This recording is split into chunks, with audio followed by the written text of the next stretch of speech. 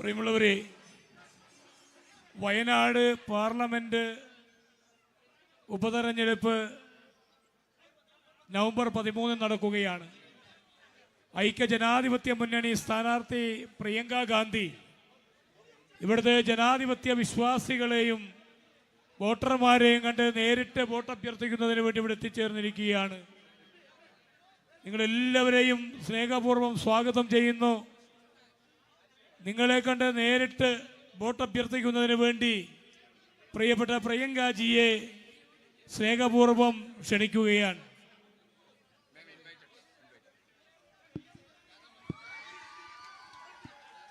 My dearest sisters and brothers, എൻ്റെ ഏറ്റവും പ്രിയപ്പെട്ട സഹോദരി സഹോദരന്മാരെ, thank you for being here today and thank you for the love and affection which you have been giving me ever since I have started campaigning here in Wayanad. നിങ്ങൾ ഇവിടെ വന്നതിന് ഞാൻ നിങ്ങളോട് നന്ദി പറയുന്നു. അത് മാത്രമല്ല, വയനാട്ടിൽ ഞാൻ പ്രചരണം തുടങ്ങിയത് മുതൽ നിങ്ങൾ എനിക്ക് നൽകിയ സ്നേഹത്തിന്, ഇഷ്ടത്തിന് ഞാൻ നിങ്ങളോട് നന്ദി പറയുകയാണ്.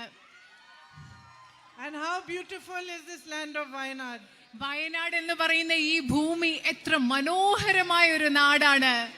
I did not know myself. എനിക്കിത് ഇത്ര മനോഹരമാണ് വയനാടെന്ന് എനിക്ക് നേരത്തെ അറിയില്ലായിരുന്നു. Now that I have been moving around, I have seen how beautiful, how much natural resource you have and how much potential Wayanad has. ഇപ്പൊ ഞാൻ വയനാട്ടിൽ യാത്ര ചെയ്തു തുടങ്ങിയപ്പോൾ എനിക്ക് മനസ്സിലാകുന്നു എത്ര പ്രകൃതി സൗന്ദര്യവും പ്രകൃതി വിഭവങ്ങളും ഈ വയനാട്ടിലുണ്ട്.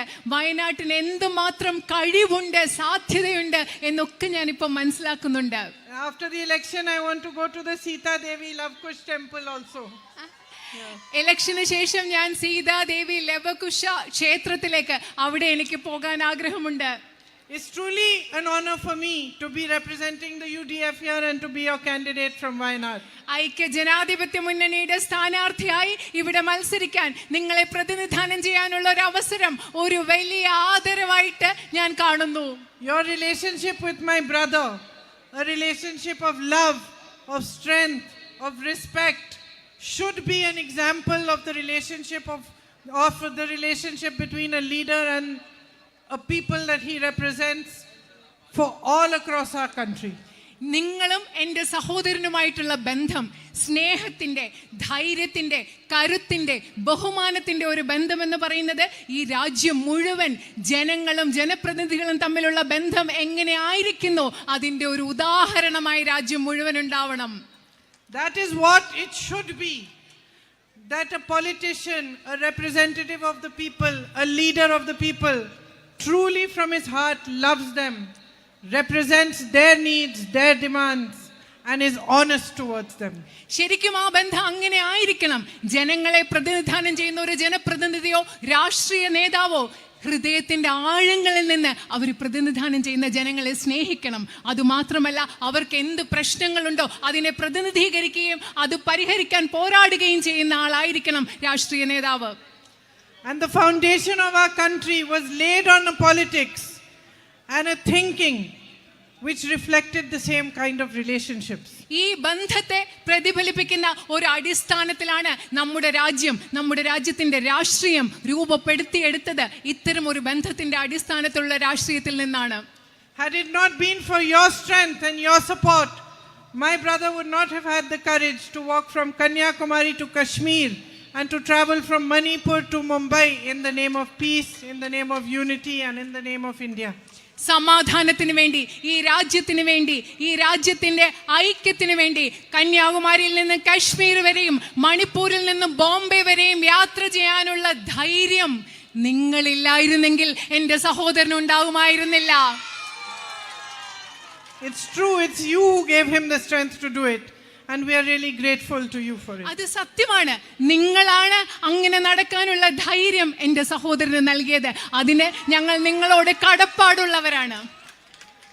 So my brother has been explaining to me what are the main issues here in Wayanad, but also as I'm traveling and I'm meeting more and more of you, I'm beginning to understand this for myself. എൻ്റെ സഹോദരൻ വയനാട്ടിൽ നിങ്ങൾ നേരിടുന്ന പ്രധാന പ്രശ്നങ്ങൾ എന്താണെന്ന് എനിക്ക് വിശദീകരിച്ച് തന്നിട്ടുണ്ട്. അതുമാത്രമല്ല, ഞാൻ വയനാട്ടിൽ ദിവസം സംസാരിക്കുകയും സഞ്ചരിക്കുകയും നിങ്ങളോട് ഓരോരുത്തരോട് സംസാരിക്കുകയും ചെയ്യുമ്പോൾ ഞാൻ തനിയെ മനസ്സിലാക്കി തുടങ്ങിയിരിക്കുന്നു നിങ്ങളുടെ പ്രധാനപ്പെട്ട പ്രശ്നങ്ങൾ എന്തൊക്കെയാണെന്നുള്ളത്. And what I'm understanding is that there is great potential here, but at the same time, there are also great difficulties. ഞാൻ മനസ്സിലാക്കുന്നത് എന്ത് വെച്ചാൽ വയനാട്ടിൽ വളരെയധികം സാധ്യതകളുണ്ട്, അതേസമയം നിങ്ങൾക്ക് വളരെയധികം ബുദ്ധിമുട്ടുകളും മറ്റൊരു വശത്തുള്ളതായി ഞാൻ മനസ്സിലാക്കുന്നു. You have a extensive farming community here. I just stopped on the way. I saw some Manrega workers working. I saw some coffee workers also working under the coffee trees. ഇവിടെ നിങ്ങൾക്ക് വളരെ വിപുലമായ ഒരു കർഷക സമൂഹമുണ്ട്. ഞാൻ ഇങ്ങോട്ട് വരുമ്പോൾ മഹാത്മാഗാന്ധി ദേശീയ ഗ്രാമീണ തൊഴിലുറപ്പ് പദ്ധതിയുടെ ഭാഗമായിട്ട് പ്രവർത്തിക്കുന്ന കുറച്ച് പേരെ കണ്ടു. അതുപോലെ കാപ്പി കൃഷി നടത്തുന്ന കാപ്പി മരങ്ങൾക്ക് താഴെ അവരെയും ഞാൻ വരുമ്പോൾ കാണുകയുണ്ടായി. We need much more focus on agriculture, on food processing especially.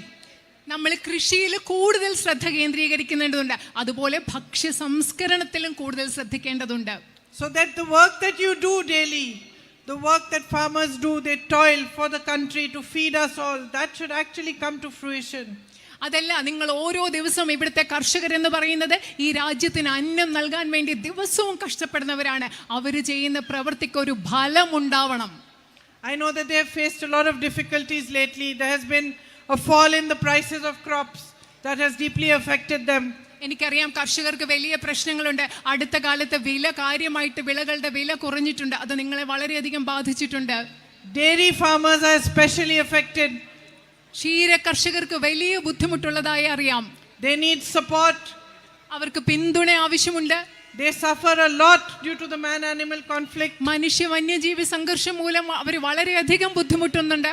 Loss of cattle, loss of crop, loss of life. കന്നുകാലികളെ നഷ്ടപ്പെടുന്നു, വിളകൾ നഷ്ടപ്പെടുന്നു, അത് മാത്രമല്ല ഒരുപാട് ജീവനും നഷ്ടപ്പെടുന്നു. I just met the widow and daughter of a gentleman who had been crushed by a wild elephant some time back. ഒരു കാട്ടാനയാൽ കൊല്ലപ്പെട്ട ഒരു മനുഷ്യന്റെ അദ്ദേഹത്തിന്റെ ഭാര്യയും കുഞ്ഞിനെയും ഒക്കെ മകളെയൊക്കെ ഞാൻ കുറച്ചു മുമ്പ് കാണുകയുണ്ടായി. She told me how when her husband was injured and she took him to the what is called the medical college, they referred him to Kozhikode, and by the time he reached there he had already passed away. എന്നോട് അവർ പറയുകയുണ്ടായി, അവരുടെ ഭർത്താവിന് ആ കാട്ടാന ആക്രമണത്തിൽ മുറിവേറ്റപ്പോൾ ഇപ്പൊ നിങ്ങൾ medical college എന്ന് പറയുന്ന സ്ഥലത്തേക്ക് അവിടെ കൊണ്ടുപോയപ്പോൾ അവിടെ സൗകര്യങ്ങളില്ലായിരുന്നു. അദ്ദേഹത്തെ കോഴിക്കോട് മെഡിക്കൽ കോളേജ് ആശുപത്രിയിൽ കൊണ്ടുപോകാൻ പറഞ്ഞു. അവിടെ കോഴിക്കോട് കൊണ്ടുവന്നപ്പോഴത്തേക്കും അദ്ദേഹം മരിച്ചുപോയി. And his daughter told me how important it is that that medical college should be fully equipped with facilities. അപ്പൊ അദ്ദേഹത്തിന്റെ മകൾ എന്നോട് പറയുകയായിരുന്നു, നിങ്ങൾക്ക് എത്രമാത്രം പ്രധാനപ്പെട്ടതാണ് ഇവിടെ മെഡിക്കൽ കോളേജ് എന്ന് പറയുന്ന ആ സ്ഥലത്തെ എല്ലാവിധ സൗകര്യങ്ങളും ഉണ്ടാകേണ്ട ഒരു മെഡിക്കൽ കോളേജ് നിങ്ങൾക്ക് വേണ്ടത് എത്ര പ്രധാനപ്പെട്ടതാണെന്ന് പറയുകയുണ്ടായി.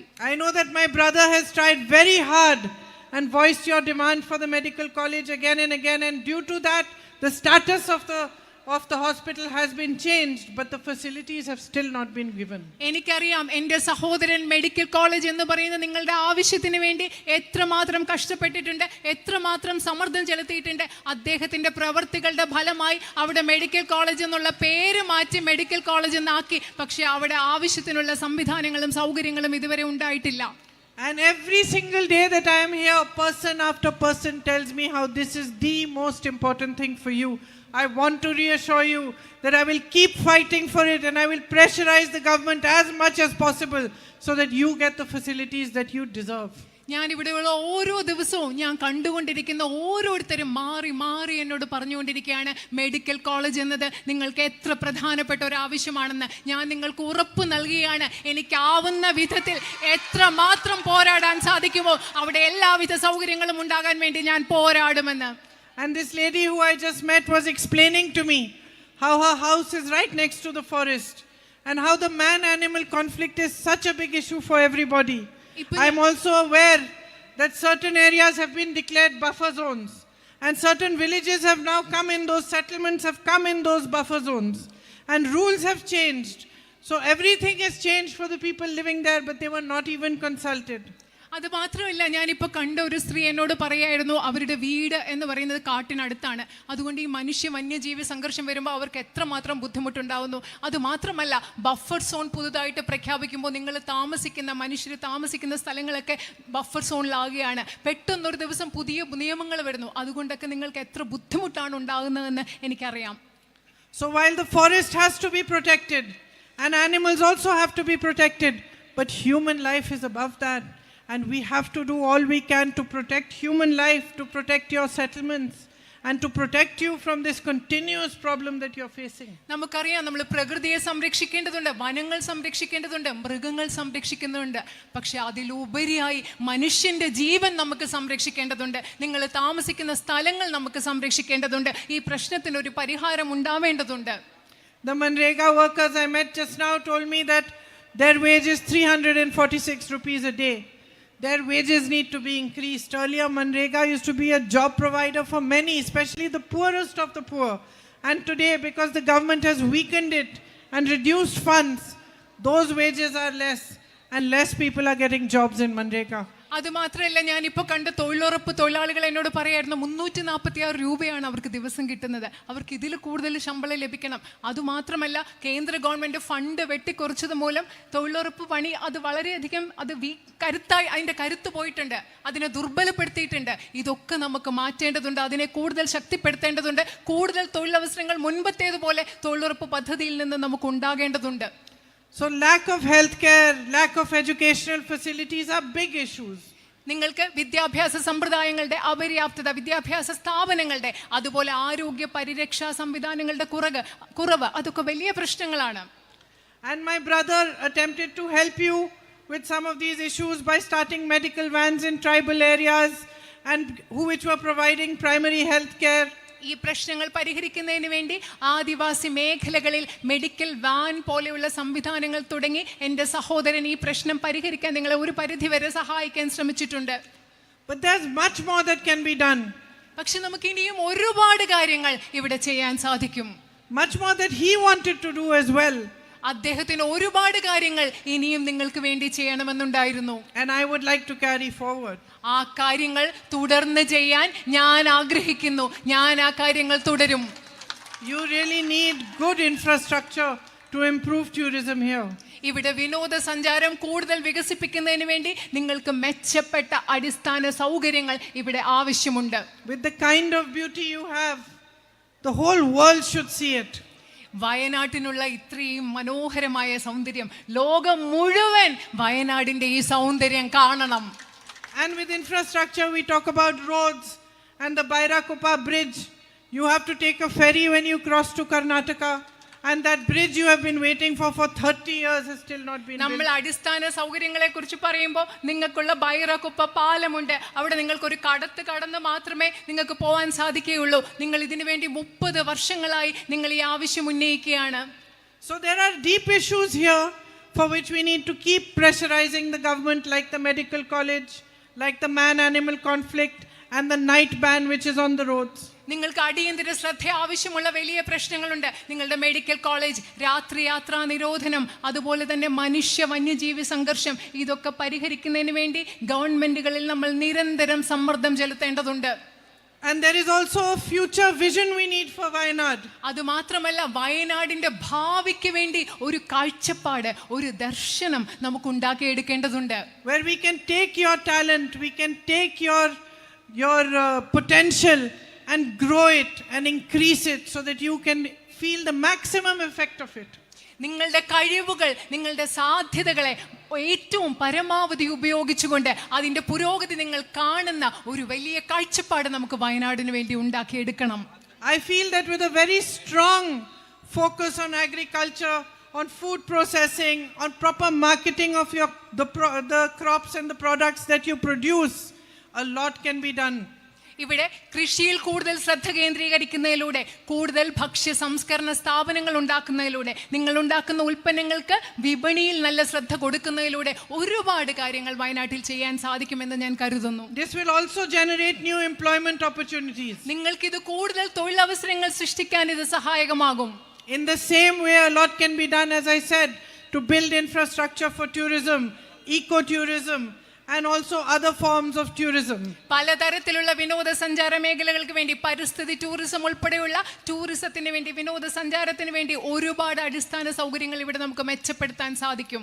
So with a good plan to move forward by strengthening these sectors, by taking your potential and maximizing it, by strengthening what you can already do, by providing opportunities to your children.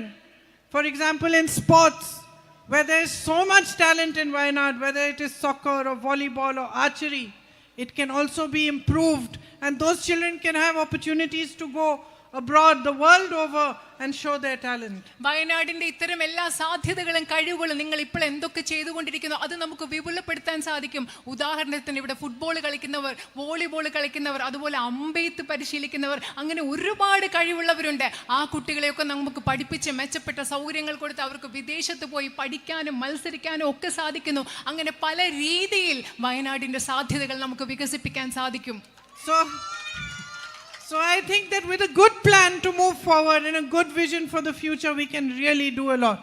ഒരു കൃത്യമായ ഒരു പദ്ധതിയോടുകൂടി, കൃത്യമായ ഒരു കാഴ്ചപ്പാടോടുകൂടി മുൻപോട്ട് പോയാൽ, ഭാവിക്ക് വേണ്ടി മുൻപോട്ട് പോയാൽ നമുക്ക് ഒരുപാട് കാര്യങ്ങൾ ഇവിടെ ഒരുമിച്ച് ചെയ്യാൻ സാധിക്കും. And I would like to travel around Wayanad, reach out to as many of you as possible, come to your homes, understand your problems, see what we can do to resolve them and make this strong plan for you. അത് മാത്രമല്ല, എനിക്ക് പറ്റുന്നിടത്തോളം വയനാട്ടിൽ യാത്ര ചെയ്ത് നിങ്ങളുടെ ഓരോരുത്തരുടെയും വീട്ടിൽ വന്ന് നിങ്ങളോട് ഓരോരുത്തരോട് സംസാരിച്ച് നിങ്ങളുടെ പ്രശ്നങ്ങൾ എന്താണെന്ന് മനസ്സിലാക്കി അത് പരിഹരിക്കാനുള്ള ഒരു പദ്ധതിയുമായി മുൻപോട്ട് എനിക്ക് പോകണം. So if you give me a chance and you choose me as your member of parliament, I can assure you that I will continue to strengthen this bond that you have with my brother. I will work harder for you than anybody else, and I will do all I can to give you a better future. ഞാൻ നിങ്ങളോട് പറയുകയാണ്, നിങ്ങളെ പ്രതിനിധീകരിക്കാൻ, നിങ്ങളുടെ ജനപ്രതിനിധിയാവാൻ നിങ്ങൾ എനിക്കൊരു അവസരം നൽകിയാൽ എന്നാൽ സാധ്യമായത് മുഴുവൻ എൻ്റെ സഹോദരന് വയനാട്ടുകാരുമായുള്ള ബന്ധം ശക്തിപ്പെടുത്തുന്നതിന് വേണ്ടി, നിങ്ങളുടെ പ്രശ്നങ്ങൾ പരിഹരിക്കുന്നതിന് വേണ്ടി എൻ്റെ പരമാവധി പരിശ്രമിക്കും എന്ന് ഞാൻ നിങ്ങൾക്ക് ഉറപ്പ് നൽകുകയാണ്. You have welcomed me into your homes with love and affection. നിങ്ങൾ നിങ്ങളുടെ വീടുകളിലേക്ക് ഒരുപാട് സ്നേഹത്തോടെ, ഇഷ്ടത്തോടു കൂടിയാണ് നിങ്ങൾ സ്വാഗതം ചെയ്തിട്ടുള്ളത്. I see you waiting on the roads with flowers, waiting to hug me, wanting to kiss me, calling me to your homes. ഞാൻ ഇങ്ങോട്ട് വരുമ്പോൾ I'll come down and hug you. നിങ്ങൾ എന്നെ റോഡിൽ പൂക്കളുമായിട്ട് കാത്തു നിൽക്കുകയാണ്, എന്നെ കെട്ടിപ്പിടിക്കാൻ, എനിക്ക് ഉമ്മ തരാൻ നിങ്ങൾ കാത്തു നിൽക്കുകയാണ്. ഞാൻ വന്ന് ഐ വിൽ ഹഗ് യു, നിങ്ങൾക്ക് കെട്ടിപ്പിടിക്കാന്ന് പറയുകയാണ്. And I don't take this affection lightly. ഞാൻ നിങ്ങൾ തരുന്ന ഈ സ്നേഹത്തെ ഞാൻ ഒരിക്കലും നിസ്സാരമായിട്ട് എടുക്കില്ല. It is a great honor for me, it is a great privilege, and it is a great responsibility. നിങ്ങൾ തരുന്ന ഈ സ്നേഹം എന്ന് പറയുന്നത് എനിക്ക് കിട്ടുന്ന ഏറ്റവും വലിയൊരു ആദരവാണ്, ഏറ്റവും വലിയൊരു ഭാഗ്യമാണ്. അതുമാത്രമല്ല, നിങ്ങളുടെ സ്നേഹം എനിക്കുള്ള ഏറ്റവും വലിയൊരു ഉത്തരവാദിത്വവുമാണ്. I can see so many of my sisters here. അവിടെ എനിക്ക് എൻ്റെ ഒരുപാട് സഹോദരിമാരെ കാണാൻ സാധിക്കും. You are young, but you are a mother, and I can see that you are also a mother. And you, those who are mothers, understand that once you have children, that becomes the most important thing. ഇവിടെ ഉള്ളത് ഇത് ചെറിയ കുട്ടിയാണ്, പക്ഷെ അവിടെ ഒരു അമ്മയുണ്ട്, അവിടെ ഒരു അമ്മയുണ്ട്. എനിക്ക് കാണാൻ സാധിക്കും, അമ്മമാർക്ക് മനസ്സിലാക്കാൻ സാധിക്കും, നിങ്ങൾ ഒരിക്കലും അമ്മയായി കഴിഞ്ഞാൽ നമ്മുടെ കുഞ്ഞുങ്ങളെന്ന് പറയുന്നതാണ് നമ്മുടെ ഏറ്റവും വലിയ ഉത്തരവാദിത്തം എന്ന് പറയുന്നത്. You can be tired, you can have any problem, but if your child is hungry, you will be awake and give the child food till he gets satisfied. നിങ്ങൾ ചില സമയത്ത് ഒരുപാട് ക്ഷീണിച്ചിരിക്കും, നിങ്ങൾക്ക് ഒരുപാട് പ്രശ്നമുണ്ടാകും, പക്ഷെ നമ്മുടെ കുഞ്ഞിന് വിശക്കുകയാണെങ്കിലോ നമ്മൾ രാത്രി ഉണർന്നെഴുന്നേറ്റ് കുഞ്ഞിൻ്റെ വിശപ്പ് മാറ്റുന്നത് വരെ നമ്മൾ ഭക്ഷണം ഉണ്ടാക്കി കൊടുക്കും. And we women, from the beginning of our lives, we tend to put ourselves behind and everybody else is more important in the family, and we look after our children in the same way. പ്രത്യേകിച്ച് നമ്മൾ സ്ത്രീകൾ എന്ന് പറഞ്ഞാൽ നമ്മുടെ ജീവിതകാലം മുഴുവൻ നമ്മളെ പുറകോട്ട് മാറ്റി നിർത്തിയിട്ട് നമ്മുടെ കുടുംബത്തിൽ ആരൊക്കെയാണോ ഉള്ളത് അവരെ സംരക്ഷിക്കുന്നതിലും പരിപാലിക്കുന്നതിലും ഏറ്റവും കൂടുതൽ ശ്രദ്ധ കൊടുക്കുന്നവരാണ് നമ്മൾ സ്ത്രീകൾ. We understand responsibility, we understand sacrifice, we understand duty.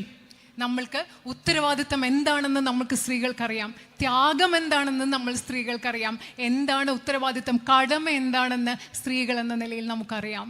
That's why we are stronger than all these men. അതുകൊണ്ടാണ് നമ്മൾ ഇവിടെയുള്ള എല്ലാ പുരുഷന്മാരെക്കാളും കരുത്തരായിട്ട് നിൽക്കുന്നത്. So I'm here to tell you that I understand.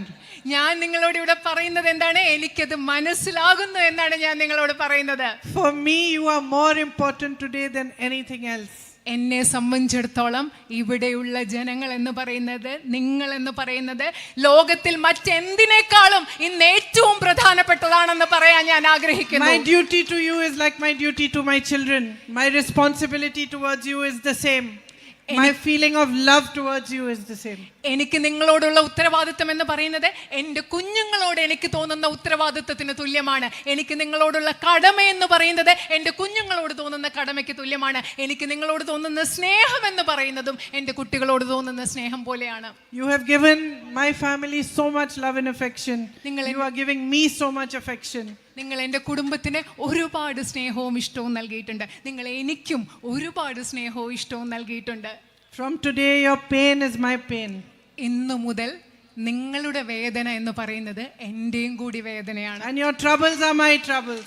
നിങ്ങളുടെ പ്രശ്നങ്ങൾ എന്ന് പറയുന്നത്, ബുദ്ധിമുട്ട് എന്ന് പറയുന്നത് ഇന്നു മുതൽ എൻ്റെയും കൂടി ബുദ്ധിമുട്ടുകളാണ്. And I will work hard so that your troubles lessen, so that you have a brighter future, so that your children can enjoy a happy life and can get whatever they rightly deserve. നിങ്ങളുടെ പ്രശ്നങ്ങൾ, ബുദ്ധിമുട്ടുകൾ കുറയ്ക്കുന്നതിന് വേണ്ടി എനിക്ക് പറ്റുന്ന പോലെ ഞാൻ കഠിനാധ്വാനം ചെയ്യും. തൽഫലമായിട്ട് നിങ്ങളുടെ കുഞ്ഞുങ്ങൾക്ക് സന്തോഷമുള്ള ഒരു ഭാവിയും നിങ്ങളുടെ ജീവിതം ഉണ്ടാകാൻ വേണ്ടി എനിക്ക് പറ്റുന്നത് പോലെ ഞാൻ അധ്വാനിക്കും ഇന്നു മുതൽ. And it is my promise to you that I will not let you down. ഞാൻ നിങ്ങൾക്ക് നൽകുന്ന വാക്കാണ്, നിങ്ങൾക്ക് നൽകുന്ന ഉറപ്പാണ്. നിങ്ങളെ ഒരിക്കലും നിരാശപ്പെടുത്തില്ല എന്നത് എൻ്റെ ഉറപ്പാണ്. Thank you for listening to me, and thank you for being here even though it's raining. I am very grateful to you. നിങ്ങൾ ഇവിടെ വന്നതിനും എന്നെ കേട്ടതിനും, ഇത് മഴയായിട്ട് നിങ്ങൾ ഇവിടെ വന്ന് എന്നെ കേട്ടതിനും വളരെയധികം നന്ദിയുണ്ട്. ഞാൻ നിങ്ങളോട് വളരെയധികം കടപ്പെട്ടിരിക്കുന്നു. നന്ദി.